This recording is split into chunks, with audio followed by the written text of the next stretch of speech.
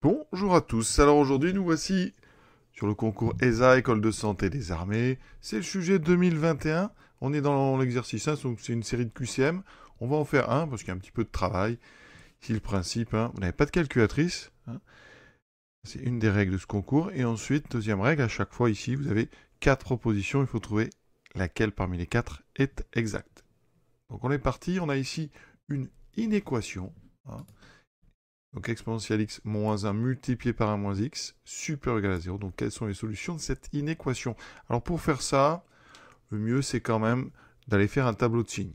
Pourquoi? Parce que, eh bien, on a d'abord quelque chose qui est sous forme d'un produit. D'accord? Ici, on sait très bien faire les tableaux de signes de produits. Tableau de signes de produit ou de quotient, ça ne pose aucun problème.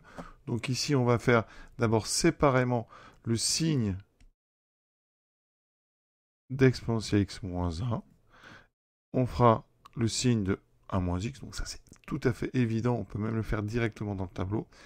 Et donc après, eh bien, ici, vous pourrez faire un tableau de signes. D'accord?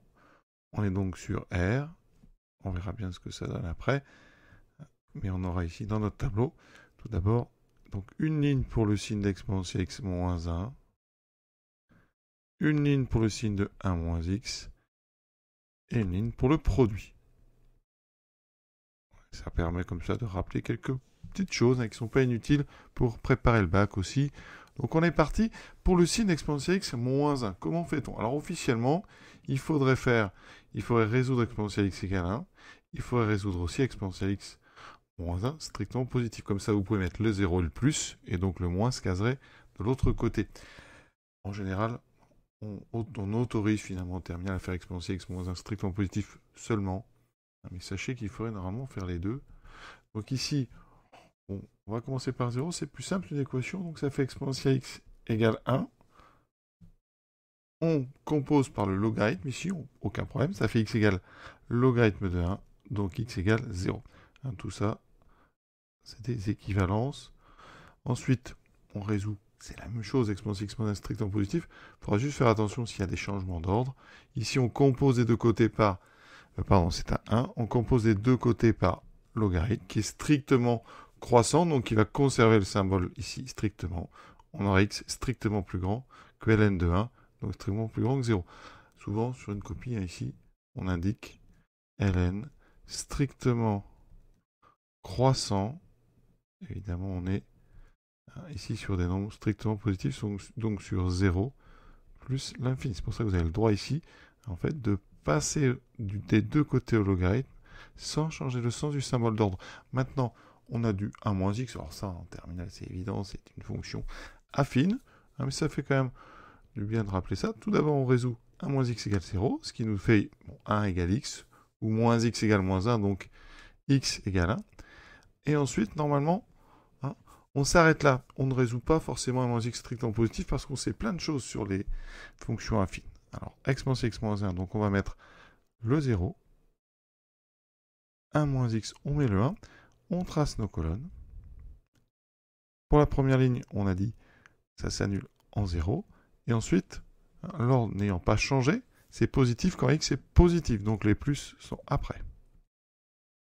1 moins x, c'est une fonction donc affine, qui est décroissante, parce qu'ici vous avez un moins. C'est-à-dire que si vous tracez la courbe de la fonction, qui correspond, c'est décroissant. C'est une courbe qui descend comme ça, donc on aura le plus avant le 0. C'est-à-dire qu'on a d'abord les grandes valeurs, puis ensuite ça descend. Voilà. Et on a terminé, on n'a plus qu'à faire le produit, moins, on baisse les deux zéros, ensuite plus et moins, et on résout maintenant. Donc nous, qu'est-ce qu'on veut? C'est là qu'on va aller regarder notre symbole ici. On veut supérieur ou égal à 0, donc très important. Ça veut dire qu'ici, ce qui m'intéresse, c'est les symboles, donc supérieur ou égal à 0. C'est donc les symboles plus et les symboles 0. Donc on a ici le 0, le plus, le 0. Donc ça veut dire que les solutions, c'est tous les nombres qui sont entre 0 et 1. Fermés, parce qu'on a du supérieur ou égal à 0, on prend les 0.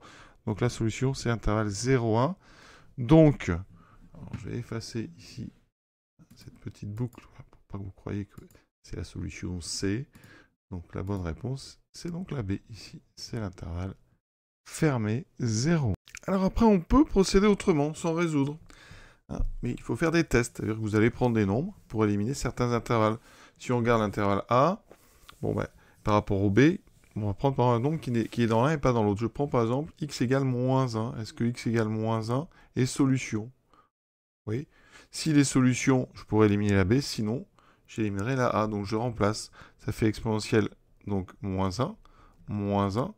Et ici j'ai 1 moins moins 1, ça fera 1 moins moins 1, ça fera 1 plus 1. D'accord? La question qu'on va se poser, c'est est-ce que c'est positif? Donc là, 1 plus 1, évidemment, c'est positif. D'accord? Exponentielle moins 1, ça fait 1 sur E.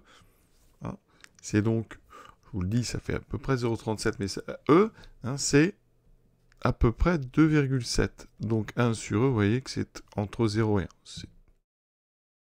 Donc si vous faites E moins 1, ici vous avez un nombre qui est strictement négatif. Ici, vous aviez un nombre strictement positif. Si vous faites le produit des deux, vous aurez un nombre strictement négatif. Donc, moins 1 n'est pas solution. Donc, tous les intervalles qui contiennent moins 1, vous pouvez les supprimer. Ça veut dire qu'ici, ben, ça ne peut pas être A, puisque A et moins 1 est dans A. Et moins 1 est aussi dans D. Donc, déjà, vous allez éliminer A et D. Il ne reste que 2. Donc, vous allez chercher un nombre qui est dans B et pas dans D. Vous essayez, par exemple, rapidement pour x égale 2. Donc on calcule, ça fait e carré moins 1 fois 1 moins 2. La question, est-ce que c'est positif? Bon, e carré moins 1, c'est positif, parce que e carré, c'est 2,7 au carré à peu près, donc moins 1, c'est plus grand que 0. 1 moins 2, c'est négatif. Donc ici, on a un nombre strictement négatif, donc 2 n'est pas solution. Ça veut dire que vous pouvez enlever tous les intervalles qui contiennent 2. Donc vous pouvez enlever C, et vous avez enlevé 3 intervalles, il vous reste que le B. Donc la bonne réponse, c'est forcément B. Vous voyez, par 2 petits tests, on a réussi sans résoudre. Donc ça peut vraiment être utile. Donc il faut s'en rappeler. L'exercice, en tout cas cette question de du QCM est terminée. La question suivante, pour ceux que ça intéresse, qu'on fera donc dans une prochaine vidéo, mais c'est encore une équation. Cette fois-ci, il y a du logarithme. Donc ln de moins x plus 5, strictement plus petit que ln de x plus 1, d'accord? Et vous avez 4 propositions. Donc, encore une fois, hein, je vous montrerai comment on résout et comment on aurait pu trouver la solution juste par des tests. Voilà, à très bientôt.